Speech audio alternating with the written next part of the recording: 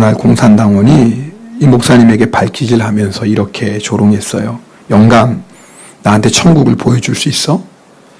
이 목사님은 발길에 채이면서도 예, 보여드리지요 라고 대답했습니다. 공산당원은 계속 발길질하며 야, 죽어서 가는 천당 말고 지금 당장 보여주란 말이야. 예, 지금 보여드릴 수 있습니다. 그러자 공산당원은 어떻게 보여주냐며 또 발길질을 했습니다.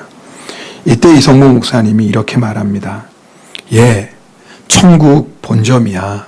내 소관이 아니니까 보여드릴 수 없지만 지점이야 보여드릴 수 있습니다. 그 천국 지점이 바로 제 마음입니다. 내 마음에 천국이 있습니다. 로마서 14장 17절에 말씀하고 있는 하나님의 나라가 바로 이와 같은 것입니다. 하나님이 내 마음을 온전히 다스리실 때 임하는 천국입니다. 하나님이 우리 교회를 온전히 다스리실 때 우리 교회에 임하는 천국입니다. 여러분에게 묻겠습니다. 여러분 마음속에 하나님의 나라가 임했습니까? 우리 한번 옆에 분 보고 인사할까요? 하나님의 나라가 임했습니까?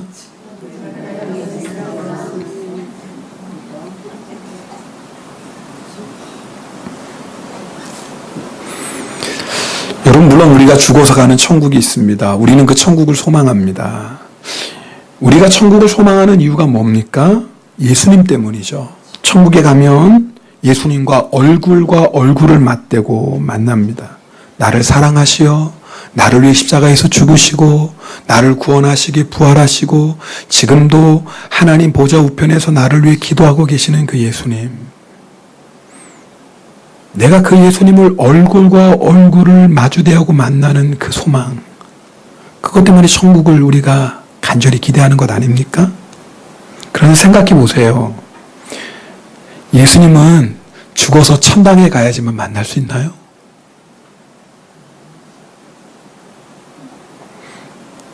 우리가 죽어서 천국 가야지만 예수님과 함께 살 수 있나요? 그래서 이 세상에서는 예수님 없이 내 힘으로 발버둥 치며 그렇게 사는 건가요? 아니죠. 물론 하늘나라에 가면 얼굴과 얼굴을 맞대고 우리 주님 만나지만 우리는 지금도 예수님과 동행하는 삶을 살 수 있습니다. 그 마음이 바로 천국이다 그 말이에요. 그럼 어떻게 우리는 우리 마음에 천국이 임할까요? 무엇을 해야 될까요? 하나님의 나라가 우리에게 임하기 위해서 우리가 할 수 있는 일은 아무것도 없습니다. 단지 예수 그리스도를 믿음으로 말미암아 하나님의 나라가 우리에게 임하는 것입니다. 우리의 노력으로 우리의 옳은 행위로 하나님의 나라가 임하는 것이 아니라 하나님의 나라는 선물입니다. 그 놀라운 하나님의 나라를 어떻게 돈 주고 사겠습니까? 선물입니다. 누구에게 주시나요? 예수 그리스도를 믿는 자들에게 하나님의 나라를 선물로 주십니다. 오늘 우리가 읽은 말씀 보면 하나님의 나라가 임한 성도의 세 가지 삶의 모습이 나타납니다. 첫 번째는 의입니다. 하나님의 나라는 의다 그렇게 말씀합니다. 여러분, 성경이 말하는 의는 하나님과 바른 관계를 맺고 있다라는 거예요. 우리 옆에 분하고 인사할까요? 하나님과 바른 관계를 맺고 있습니까? 좀 너무 어렵나요? 이렇게 물어보세요. 하나님과 친하세요? 네. 저 요즘 하나님과 좀 서먹서먹해요. 그런 분이 계실지도 모르겠어요. 저 하나님은 믿긴 믿는데 요즘 하나님과 관계가 그러네요. 그럴 분도 있을 겁니다. 여러분, 의라는 건 뭐냐면 하나님과 우리가 바른 관계를 맺고 있다는 거예요. 그런데 하나님은 거룩하신 분이기 때문에 죄인은 절대로 하나님과 바른 관계를 맺을 수가 없어요. 하나님은 거룩하시니까. 빛이 어둠과 함께 할 수 없는 것처럼 말입니다. 로마서 말씀에 보면 3장에 의인은 없나니 하나도 없으며 또 모든 사람이 죄를 범하였음에 하나님의 영광에 이르지 못하더니 말씀합니다. 모든 사람이 다 죄인이에요. 결국 이 세상에 하나님과 바른 관계를 맺을 수 있는 사람은 아무도 없다 그 말이에요. 그런데 어떻게 우리가 하나님과 바른 관계를 맺고 하나님의 자녀가 되고 하나님의 백성이 되었습니까? 예수님 때문인 거예요.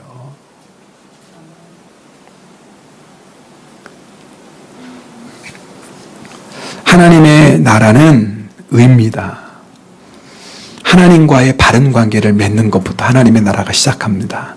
하나님과 바른 관계를 맺는 것은 예수 그리스도를 믿음으로 말미암아 내 모든 죄가 사함받고 의롭게 되어서 하나님과 우리는 화목하게 되었습니다. 우리는 의인입니다. 아멘? 우리는 의인이 되었어요. 누구 때문에요? 예수님 때문입니다. 이게 하나님의 의예요. 그러니까 예수님을 믿는 자들은 다 이제 그 마음 안에 하나님의 나라가 임했다 그 말입니다. 여러분 중에 정말 예수님을 나의 주님으로 고백하는 자들은 이미 그 마음 안에 하나님의 나라가 임했습니다. 자, 그렇게 하나님의 나라가 임한 사람의 두 번째 특징이 뭐냐면 평강입니다.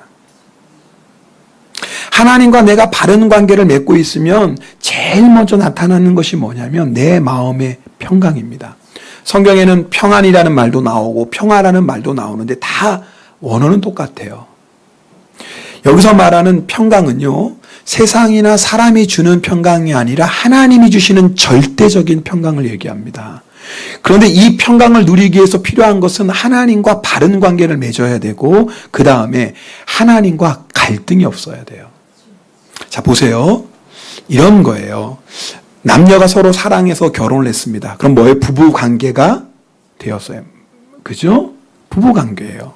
그럼 부부 관계 안에 평안을 누리죠. 그런데 여러분, 우리가 부부 관계를 맺으면서도 평화롭지 못할 때가 있어요, 없어요? 대답이 이렇게 금방 나오세요? 요즘 이 부부 관계가 조금 심각하신 분들이 고민도 안 하시고 있어요. 금방 나오시네.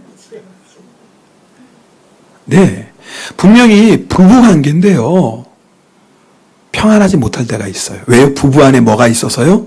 갈등이 있기 때문에 그렇습니다.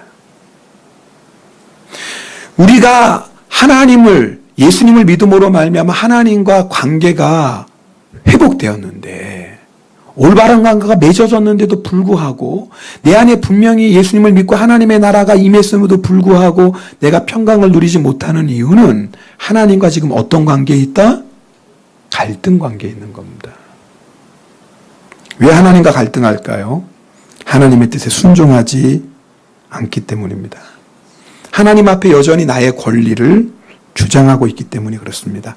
성경은 우리가 예수님을 믿고 하나님의 자녀가 되었음에도 불구하고 우리가 하나님이 주시는 하나님의 나라가 임한 사람이 누리는 평강을 맛보지 못하는 이유가 뭐냐? 하나님과 갈등하고 있다는 거예요. 그런데 우리는 평강을 누리지 못하는 이유를 자꾸 환경에서 찾습니다. 환경이 힘들어서 평강을 누리지 못하고 있다고 생각하는 거예요. 물론 환경이 힘들면 마음도 힘들어지는 게 사실이에요. 그렇죠? 내가 돈이 없고 그 다음에 몸도 약하고 그러면 마음도 힘들어지는 게 사실이에요. 그러나 정말 그것 때문에 하나님이 주시는 평강을 우리가 누리지 못하는 것일까요?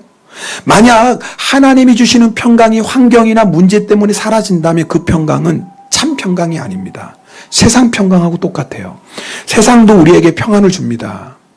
그러나 세상 평안은 어떤 평안입니까? 조금만 어려운 일을 만나면 그 평강은 사라져요. 내가 지금 방금 전까지 내가 참 평안했어요, 내 마음이. 그런데 생각지 못했던 문제를 만나면 그 평강은 온데간데 없이 사라져 버립니다. 그게 세상 평강이에요. 하나님의 평강이 만약에 환경 때문에 문제 때문에 사라져 버렸다. 그러면 그건 하나님이 주신 평강이 아닙니다. 자, 그러니까 오늘 우리가 말씀을 들으면서 한 가지 고백해야 돼요. 내가 환경 때문에, 내가 가난해서, 아니면 내가 몸이 약해서 그래서 나는 하나님이 주시는 평강을 누리지 못해. 아니다 그 말입니다. 하나님이 주시는 평강은 그 무엇도 빼앗아갈 수 없는 참 평강입니다. 그럼 왜 우리가 환경을 만나고 어려운 일을 만날 때 왜 평강을 빼앗기는 것 같습니까? 이유가 있어요. 그 환경 때문에 하나님을 바라보지 못하고 하나님의 선하신 뜻이 있는 것을 내가 믿지 못하고 불평하고 원망하기 때문에 그렇습니다. 어려운 일을 만났을 때 아니야, 하나님은 살아계시고 하나님은 모든 것을 합력하여 선을 이루시는 분이야. 내가 이 믿음 가지고 하나님을 계속 감사하는 사람은 그 마음의 평강을 빼앗기지 않습니다. 그런데 내가 어려운 일을 만났다고, 문제를 만났다고 그것 때문에 하나님 저 사랑하세요?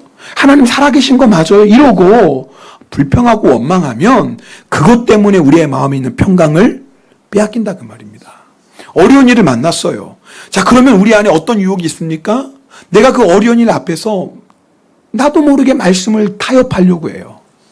그러면 그 순간에 내가 하나님을 끝까지 믿고 눈에 보이는 환경이 아니라 하나님의 약속을 붙잡고 하나님께 순종하는 자는 평강을 누리는데, 환경 때문에, 상황 때문에 하나님의 말씀을 타협해 버리면 그 순간에 하나님이 주시는 평강을 잊어버리게 된다 그 말이에요. 그렇습니다. 힘든 환경, 어려운 문제 만났다고 우리가 평강을 빼앗기는 것이 아니에요. 내가 그 환경 바라보고 그 문제 때문에 내 마음을 다 빼앗겨 버려서 하나님이 주시는 평강을 내가 가로막고 있는 거예요. 다른 사람이 문제가 아니에요. 나예요. 예레미야 5장 25절 말씀 함께 읽겠습니다. 예레미야 5장 25절입니다. 읽겠습니다. 너희 허물이 이러한 일들을 물리쳤고 너희 죄가 너희로부터 좋은 것을 막았느니라. 하나님이 우리에게 평강 주시길 원하세요. 하나님의 마음이에요. 그런데 하나님이 주시는 평강을 누가 막고 있어요? 환경 때문에 하나님이 주시는 평강이 막히나요? 태산과 같은 문제 때문에 하나님이 주시는 평강이 막히나요? 그렇지 않아요. 그러면 하나님의 평강 아니에요. 아니, 전능하신 하나님 주시는 평강이 그 문제 때문에 태산 같은 문제 만났다고 막히면 하나님 주신 평강이 아니죠. 결국 그 평강을 막고 있는 건 누구예요? 나예요. 나예요. 하나님 앞에 온전히 순종하지 않고 있는 나예요. 하나님 앞에 감사하지 않고 불평하고 원망하고 있는 나예요. 내가 하나님이 주시는 평강을 지금 가로막고 있는 거예요. 우리는 하나님의 평강을 누리지 못하는 이유를 다른 사람에게서 찾습니다. 그 사람이 나를 힘들게 해서, 그 사람이 나를 아프게 해서, 그 사람이 나에게 큰 손해를 끼쳐서 그 사람이 나를 모함해서 평강을 누리지 못한다고 생각합니다. 이것도 마찬가지예요. 보세요, 저를. 아니, 하나님이 주시는 평강을 어떤 사람이 가로막을 수 있다면, 그럼 하나님이 주시는 평강이 정말 하나님이 주시는 평강이겠습니까? 우리 하나님 주시는 평강이 그 정도 평강밖에 안 되나요? 하나님 평강을 주시는데 악인이 딱 막을 수 있나요? 아니, 악한 자가 하나님 주시는 평강을 딱 대적할 수 있나요? 어떻게 그렇습니까? 그러면 하나님 주시는 평강이 아니죠. 지금 무슨 말씀하는지 알겠나요? 스데반이 거짓 증인들에 의해서 돌에 맞아 죽습니다. 순교하죠. 예수님 때문이죠. 스데반이 돌에 맞아 죽어가며 두 가지 기도를 드립니다. 첫 번째는 주 예수여 내 영혼을 받으시옵소서. 그리고 두 번째는 주여 이 죄를 그들에게 돌리지 마옵소서. 성경은 돌에 맞아 순교해 가는 스데반의 마음이 어떠했는지를 정확하게 기록하고 있지 않지만 스데반이 드린 기도를 보면 스데반 마음이 어땠는지 우리는 충분히 알 수 있어요. 하나님이 주시는 평강으로 충만했습니다.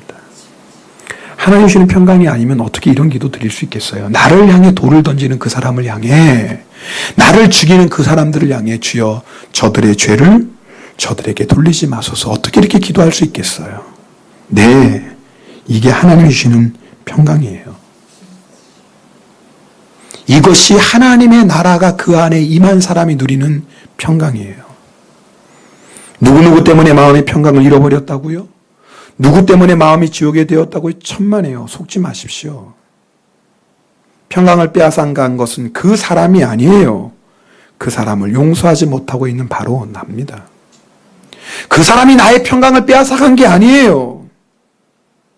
내가 주님을 바라보지 못하고 사람을 바라보고 있는 겁니다.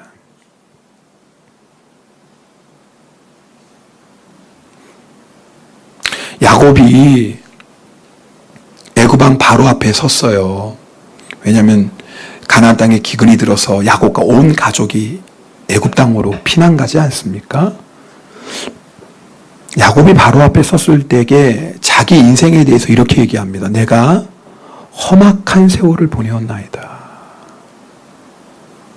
일본어 성경에 보면 후시아 와세 그래요. 내가 불행한 인생을 보냈습니다. 근데 참 이 고백이 우리를 안타깝게 해요. 자, 야곱은 자기 인생을 고백하며 나는 험악한 세월 보냈습니다. 130년 살았는데 험악한 세월 보냈습니다. 나의 인생은 불행했습니다. 자, 야곱의 인생이 왜 이렇게 자기를 험악한 세월 보냈다? 나는 불행하다고 얘기했을까요? 왜 그랬을까요? 혹시 여러분 중에 나는 불행해 그렇게 생각하는 분 있나요? 혹시? 난 누구 만나서 불행해. 나는 어디 태어나서 불행해. 나는 이것 없어서 불행해. 혹시 그런 분 있다면 오늘 이 말씀 잘 들어보세요. 야곱이 하나님이 함께하지 않으셔서 험악한 세월을 보냈나요? 야곱이 장남이 아니라 둘째로 태어나서 험악한 세월을 보냈나요? 야곱이 말이에요. 자기 아버지 이삭이 자기보다 형 에서를 더 사랑해서 험악한 세월을 보냈어요? 삼촌 라반이 자기를 속이고 자기 품삯을 10번이나 바꿔서 그래서 야곱이 험악한 세월을 보냈나요? 아니에요. 야곱이 험악한 세월을 보낸 이유는 그것이 아니에요. 야곱이 계속해서 하나님과 갈등했어요. 하나님이 주시는 축복을 받기를 원하지만 여전히 하나님의 방법이 아니라 내 방법대로, 내 지혜로, 내 힘으로, 내 방법으로 하나님의 복을 받으려고 하는 거예요. 야곱은 힘이 너무나 들어가 있어요. 다른 사람 때문에 험악한 세월을 보낸 게 아니에요. 여전히 하나님을 믿는다고 하면서도 자기 자신을 하나님 앞에 내려놓지 못하는 거예요. 자기의 그 고집 꺾지 못하는 거예요. 오늘 우리 집사님이 영성일기 나눠주셨는데 어쩌면 이렇게 설교 본문하고 마치 이걸 본 것처럼 그렇게 영성일기 나눠주셨어요. 누구 때문에 힘들었어요? 속회원 때문에 힘들다고 생각했죠. 그런데 깨닫고 나니까 그게 아니에요. 누구 때문에 힘든 거예요? 나예요. 다른 사람 때문에 힘든 게 아니에요. 나 때문에 힘들어요. 어떤 나요? 고집 내려놓지 못하는 나. 우리는요, 그 고집 내려놓으면 죽는 것 같아요. 참 고집이라는 게 이상하죠. 자존심이라는 게 이상해요. 그거 내려놓으면 그냥 인생이 끝날 것 같아요. 이거 없으면 내가 뭐 가지고 사나? 근데 놀랍죠? 그걸 내려놓는 순간 진정한 평화를 누리게 됩니다. 그거 없으면 못 살 줄 알았는데 그게 아니었어요. 그것 때문에 못 살았어요. 다시요. 그것 없으면 내가 자존심 내려놓고 고집 내려놓으면 내가 죽고 못 사는 줄 알았는데 알고 보니까 그것 때문에 못 살았어요. 그것 때문에 내가 죽어가고 있었어요. 야곱이 그랬다 그 말이에요. 언제 야곱이 하나님에 꺾입니까? 나중에 형 만나러 가는데 형 에서가 400명을 이끌고 온대요. 이제 정말 죽게 된 거예요. 자기 재산 빼앗기는 문제가 아니에요. 자기 가족과 자기의 생명이 다 죽게 되어버렸어요. 그 밤에 야복강가에서 씨름합니다. 그래도 야곱이 얼마나 꺾이지 않니 나중에 하나님 뭐예요? 환도뼈를 딱 제 허벅지 관절을 치는 거예요. 우리 몸에 제일 강한 게 허벅지 뼈라고 그래요. 제일 강한 걸 하나님이 딱 치는 그 순간에 야곱이 깨어져요. 그리고 비로소 이스라엘이 돼요. 하나님은 야곱을 계속해서 이스라엘로 바꿔가길 원하셨는데 누가 막았어요? 아버지가 막았어요. 형 에서 때문이에요? 삼촌 라반 때문이에요? 그게 아니었어요. 바로 야곱 자신이에요. 야곱 자신이 하나님을 이스라엘로 바꾸시는 그 역사를 방해하고 있었던 거예요. 여러분, 근데 이걸 깨닫기까지가 왜 이렇게 시간이 걸리나요? 이걸 빨리 깨달으면 우리가 주님 안에서 참된 평안을 누려요. 오늘 여러분, 이것 없으면 못 살아. 여러분 붙잡고 있는 거 있습니까? 그것 없으면 못 사는 게 아니라 그것 때문에 지금 못 살고 있는 거예요. 여러분 중에 하나 돈 없으면 못 살아. 돈만 있으면 아니요. 그거 내가 지금 붙잡고 있어서 내가 지금 고통당하는 거예요. 내 고집, 내 자아, 여러분 그것 때문에 내가 지금 고통당하고 있는 거 아십니까? 나중에 사람이 언제 안다고 그래요? 죽을 때 알잖아요. 내가 헛된 거 지금 붙잡았구나. 그래도 우리 오늘 집사님 그래도 깨달았죠. 감사하죠. 못 깨달았으면 어떻게 돼요? 계속 몸은 계속 아픈 거고, 계속 관계는 깨어지는 거고, 계속 나는 죽어가는 거예요. 사실 누구 때문인 거예요? 나 때문인데 그걸 못 봐요. 하나님과 갈등 가운데 있는 사람은 평강을 누릴 수가 없습니다. 여러분, 남편 때문이라고 생각하지 마세요. 속는 겁니다. 아내 때문이라고 생각하지 마세요. 속는 겁니다. 누구 때문이에요? 나 때문이에요. 하나님 앞에 여전히 고집 부리고 있는 나. 항복하셔야 돼요. 여러분 중에 하나님께서 여러분을 사랑하셔서 야곱의 허벅지 관절을 치신 것처럼 하나님이 치신 분들 있을지도 몰라요. 감사하세요. 하나님이 정말 사랑하셔서 야곱을 이스라엘로 바꾸시려고 여러분을 포기하지 않으신 겁니다. 그래서 고난당한 것이 내게 유익이라. 이로 인하여 내가 주의 윤례를 깨달았다. 하나님의 나라의 세 번째 특징은 희락, 기쁨입니다. 하나님의 나라가 임한 사람은 기뻐요. 여러분 기쁘십니까? 그래도 아멘 하시니까 얼마나 좋은지 몰라요. 우리 데살로니가 전서 1장 6절 말씀 함께 읽겠습니다. 데살로니가 전서 1장 6절입니다. 또 너희는 많은 환난 가운데서 성령의 기쁨으로 말씀을 받아 우리와 주를 본받은 자가 되었으니. 자, 앞에 보면 데살로니가 교회는요, 많은 환난을 받았대요. 그냥 환난이 아니에요. 어쩌다 한번 당하는 환난이 아니라 많은 환난이에요. 그래, 놀랍죠? 그 많은 환난 중에 뭐 했다? 기뻐했대요. 바울과 신라가 빌립보에서 복음을 전해요. 귀신 들린 여종을 고쳐주죠. 그것 때문에 어떻게 합니까? 붙잡혀서 많은 매를 맞습니다. 그리고 빌립보 감옥에 갇힙니다. 발에 착고가 채워지죠. 고문을 당하는 거예요. 아마 바울과 신라가 심한 매를 맞아서 정신이 잃었던 모양입니다. 깨니까 한밤중이에요. 그때 바울과 신라가 뭐 합니까? 기도하며 찬양합니다. 만약 바울과 신라가 마음이 힘들었다면 기도만 했을 거예요. 그죠? 하나님, 왜 우리가 빌립보 감옥 여기에 갇혀야 돼요? 예수님 때문에 여기 왔고 복음 전했는데 하나님 너무하시잖아요. 우리 빨리 구해주세요. 그랬다면 아마 기도를 막 했겠죠. 근데 기도한 건 이해가 돼요. 힘드니까. 근데 뭐 했다고요? 찬송했대요.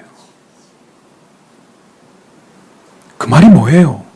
바울과 신라 안에 기쁨이 있는 거예요. 여러분, 예수님의 제자들도 예수님 전화가다가 공회에 붙잡힙니다. 매를 맞습니다. 근데 제자들이 어떻게 반응한 줄 아세요? 예수님 때문에 고난당하는 것, 그것이 기뻐했다 그랬어요.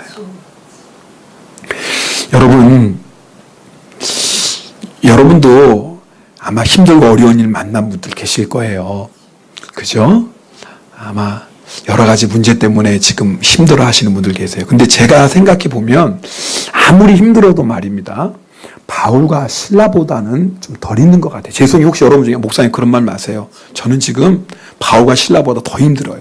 이런 분이 계시다면 용서해 주세요. 근데 제가 볼 때 매를 맞고 빌립보 감옥에 갇혀 있는 바울과 신라보다는 나은 것 같아요. 옆에 분하고 인사해 볼까요? 바울과 신라보다는 낫네요.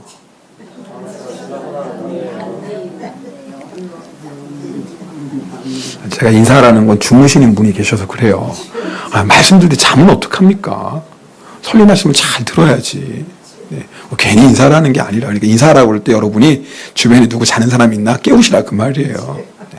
하여튼 제가 설교를 잘하면 왜 자겠어요? 네. 또 제가 목도 괜찮으면 막 소리라도 지를 텐데 또 그럴 수도 없고 말이에요. 네.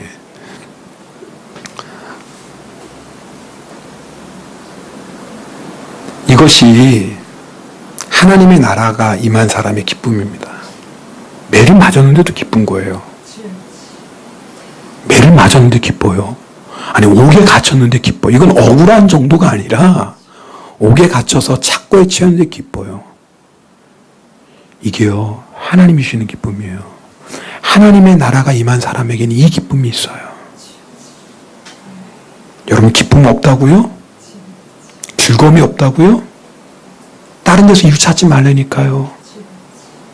하나님과 나의 관계가 지금 서먹상한 거예요. 지금 하나님 앞에 내가 고집 부리고 있는 거예요. 내가 지금 하나님 앞에 온전히 항복하지 않고 있는 거예요. 오늘 우리 17절 말씀을 한 번 더 읽겠습니다. 17절 말씀입니다. 하나님의 나라는 먹는 것과 마시는 것이 아니요 오직 성령 안에 있는 의와 평강과 희락. 그런데 로마 교회 교인들은 착각하고 있었어요. 먹는 것과 마시는 것이 의와 평강과 기쁨을 줄 줄 알았어요. 이게 뭐냐면 내가 내 믿음이 맞다는 대로 옳다는 대로 생각하고 먹고 마시면 그것을 통해서 내 마음에 의와 평강과 희락을 얻는다고 생각했어요.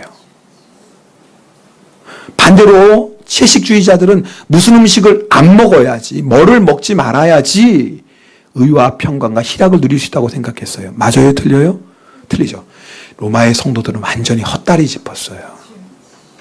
우리가 아무리 좋은 것을 먹고 마셔도 육신적으로 아무리 우리가 만족해도 거기에 하나님의 나라가 임하는 게 아닙니다. 여러분, 로마 교회 성도들이 왜 먹고 마시는 문제로 결국은 분열되고 하나님의 나라를 누리지 못했습니까? 결국 육신을 따라간 거예요.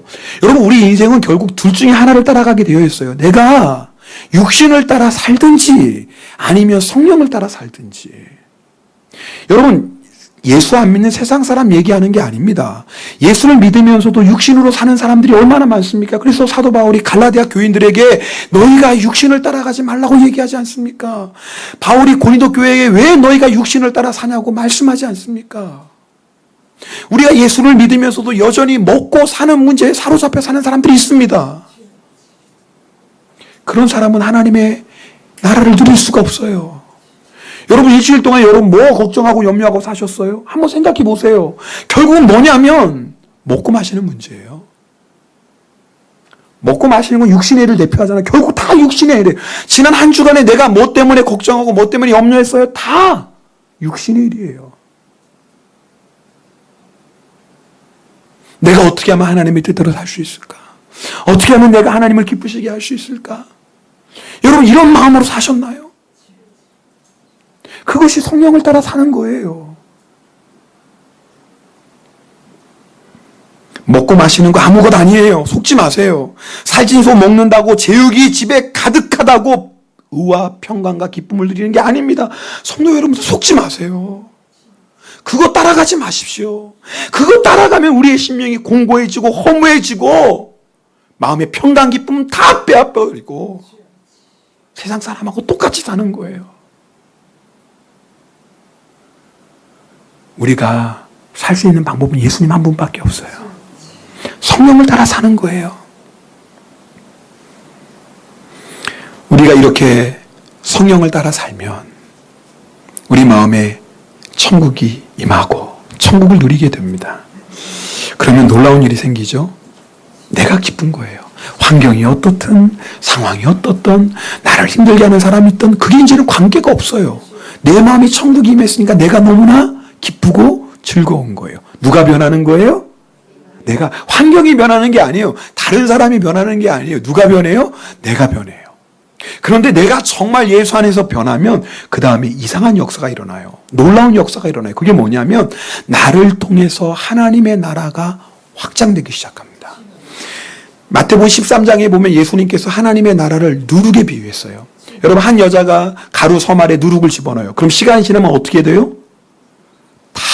누룩이 다 퍼져버려요. 그 조그마한 눈에 보이지 않는 누룩을 집어넣은 건데 그 작은 누룩이 온 떡덩이를 부풀게 해요.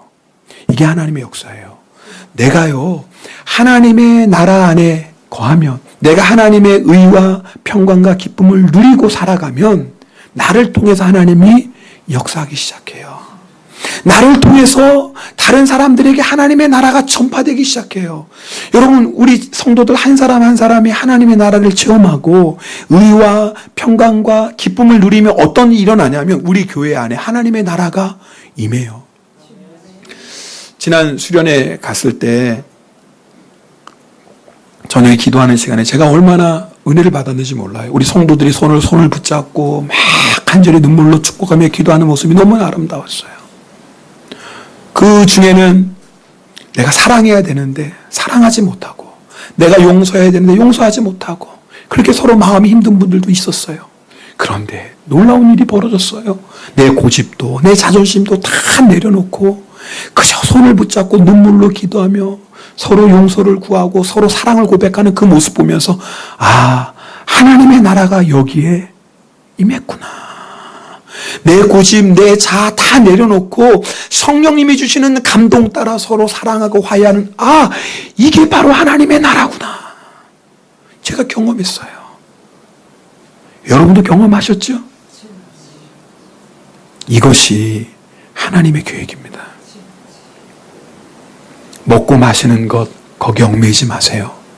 먹고 마시는 것 때문에 낙심하고 불평하고 원망하지 마세요. 환경, 사람 탓하지 마세요. 예수 믿는 우리 안에 하나님의 나라가 임했습니다. 야곱처럼 계속 하나님 앞에 고집 부리지 말고요. 야곱처럼 계속해서 하나님 앞에 내 의지 살지 마세요. 항복하세요. 하나님, 저 항복합니다. 하나님이 저의 주인이십니다. 이젠 하나님의 뜻대로 하옵소서. 여러분, 그렇게 항복하는 순간에 놀라운 하늘의 평안이 임합니다. 오늘 그 평안을 맛보실 수 있어요. 여러분, 우리가 예배드리고 가도 환경은 안 변할 수 있고 나를 힘들게 하는 그 사람은 하나도 안 변할 수 있어요. 그런데 아세요? 오늘 내 마음에 천국이 임하면 그럼 된 거예요. 네, 내 마음에 천국이 임하면 환경이 어떻든 관계가 어떻든지 아무 상관이 없어요. 왜? 내 안에 평안이 있고 내 안에 기쁨이 있는데. 할렐루야. 그러고 사는 거예요. 그러고 살다 보면 하나님께서 나를 통해서 하나님의 나라를 확장시키는 놀라운 역사를 보게 될 줄 믿습니다. 네, 기도하겠습니다. 우리 두 눈을 감고 우리 하나님 바라봅시다. 혹시 여러분 중에 야곱처럼 하나님, 내가 험악한 세월을 지금 살고 있습니다. 하나님, 지금 내 인생이 왜 이렇게 힘든지 모르겠어요. 하나님, 내가 왜 이렇게 불행한지 모르겠어요. 내 인생이 왜 이렇게 슬프고 괴로운지 모르겠어요. 혹시 그런 분이 있습니까? 여러분, 속지 마셔야 돼요. 환경 때문에 그런 거 아닙니다. 야곱이 다른 누구 때문에 험악한 세월을 보냈던 게 아니에요. 바로 자기였어요. 하나님 앞에 항복하지 못하고 고집 부리고 있는 나, 그것이요, 하나님이 주시는 평강과 기쁨과 은혜와 축복을 가로막고 있었어요. 여러분, 똑같습니다. 하나님이 우리를 위해서 크고 놀라운 은혜와 축복을 지금 예비하시고 그 하늘의 기쁨과 평안을 주시길 원해요. 누가 가로막고 있나요? 나예요. 오늘 시 앞에 회개하며 나아갑시다. 항복하며 나아갑시다. 내가 마지막까지 붙잡고 있는 내 자아 고집 다 내려놓읍시다. 그리하여 우리 안에 하나님의 평강이 임하고 기쁨이 임하고 우리가 살아나는 그런 시간 되게 하옵소서. 우리 결단하며 통성으로 기도하겠습니다. 오 할렐루야. 사랑의 하나님 아버지 감사드립니다.